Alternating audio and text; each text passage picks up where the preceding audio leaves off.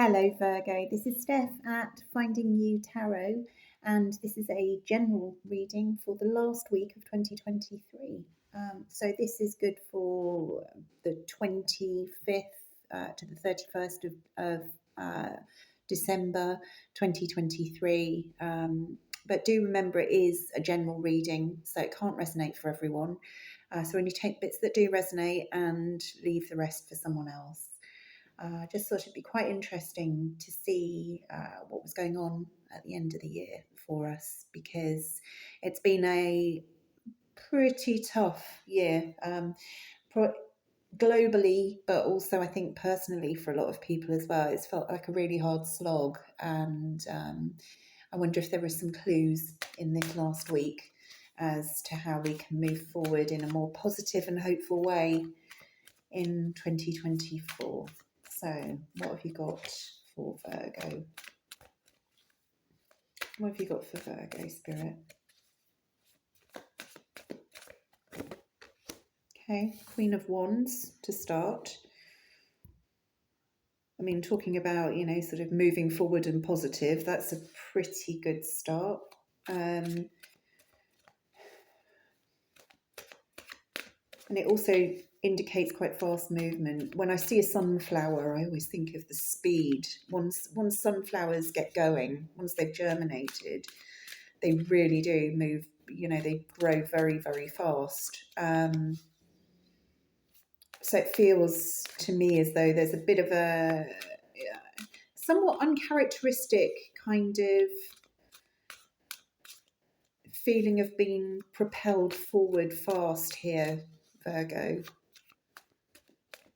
Maybe something you're not quite expecting. I've got two here.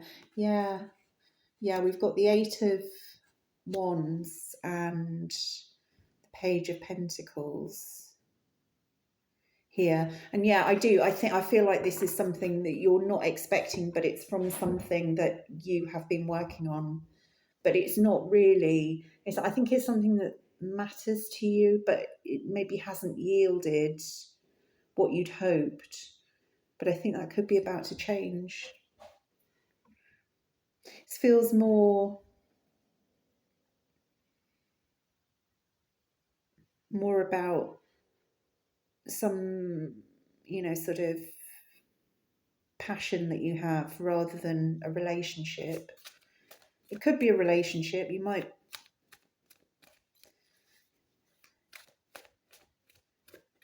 have felt it was a bit sexual, but there is a sense here, whatever this is about, and take it as it resonates, that you're moving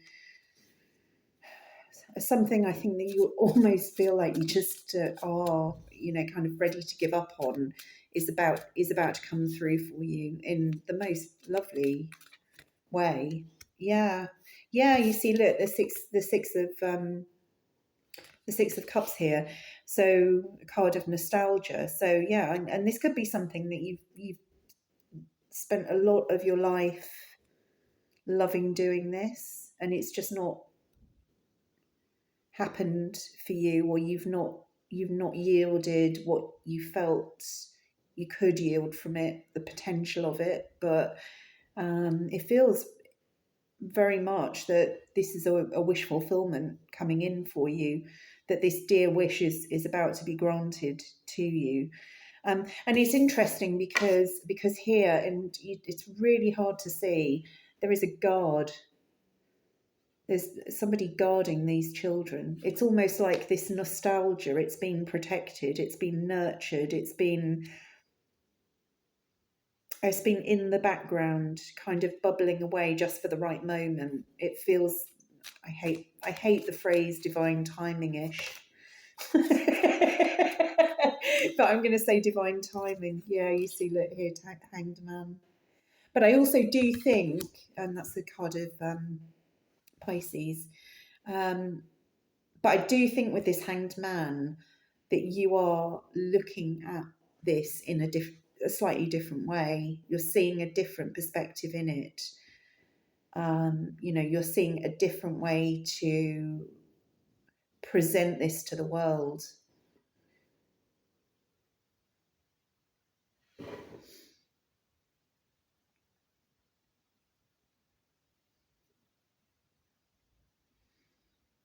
Yeah, I'm just seeing all over this because there are some pyramids in the background here in this Queen of Wands.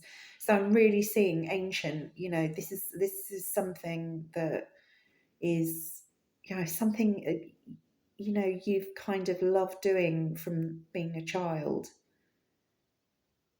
If this is a love thing, it might be somebody who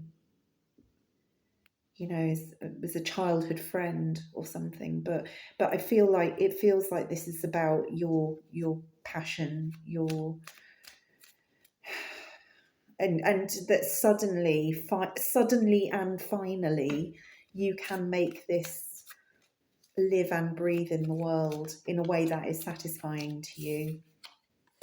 Yeah, there's a letting go here. I wonder if there's a letting go of some preconceived notion of what the outcome should be.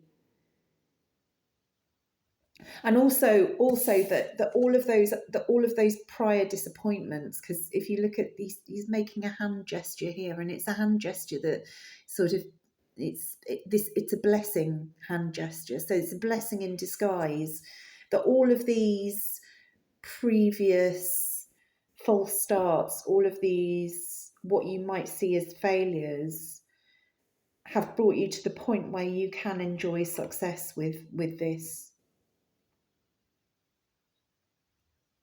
where you can put it in the world and people will listen to you.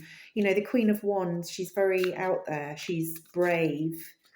So I think there is a sense here that you do need to be brave. You need to present yourself to the world and be prepared that the world, or some of the world, might say, oh, I don't really get this, I don't know what this is all about. But do it anyway. Do it anyway, because it feels very much that when you do, you'll find your audience. This boy here giving the cup to this little girl, and she's gazing adoringly up at him. He's found his audience. She's captivated, and I think there is some sense here. I don't know if you do something in, perhaps performing arts or public speaking, or YouTube or something like that. But there is a sort of public presentation element here that has not worked so far, but is going to work now. Or the spin that you have taken from the losses, and I'm just looking at the Fool, the Aquarius card, again asking you to be brave and take a risk. But for the losses that you've felt you've had from pursuing this and it not delivering for you, that's where your treasure is. That's where your treasure is. Nobody builds a successful business the first time they try. It's the failures that ultimately bring you to success.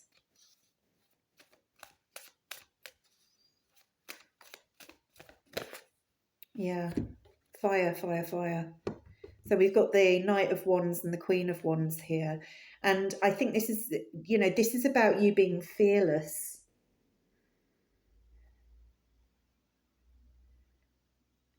This feels very much about you being fearless, Virgo. That you are. There was a book. Is it by Louise Hay? Feel the fear and do it anyway. And that's what this feels like to me. That it's almost like this is one last chance. I'm going to give it. I'm going to throw everything at it because nothing else has worked. So this has to work. And and when you do that, then it works. Bang. And you get your wish. This is lovely. This is really lovely. So if you're off for the next week or so, Virgo, it's time to invest a little bit of time into something that you've kind of always loved to do and pretty much given up on, because you haven't been able to manifest it in the world. But now is your moment. Now is your moment to manifest it in the world. And as I said that, 10:10 was on the clock. So